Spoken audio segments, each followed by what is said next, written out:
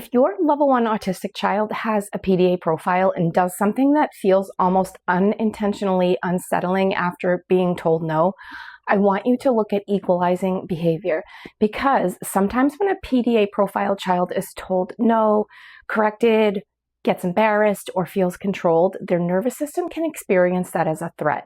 And then the behavior that comes next can feel really intense.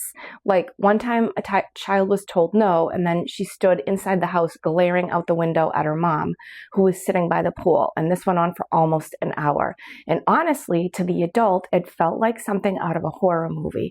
But through a nervous system lens, I wouldn't start with, that child isn't necessarily possessed. I'd ask, what load built for that child, what access dropped, and what was the child trying to equalize? Because for some PDA profile kids, no doesn't just feel disappointing. It can feel like a loss of autonomy, loss of control, loss of safety. And then their nervous system may try to regain power or balance by doing something that makes the adult feel what they feel: uncomfortable, watched, rejected, powerless. That doesn't mean that the behavior is okay, but it does mean that we need to understand the pattern before we choose the response. Because if we respond with more control, more shame, or more, how dare you stare at me like that, we may accidentally increase the threat.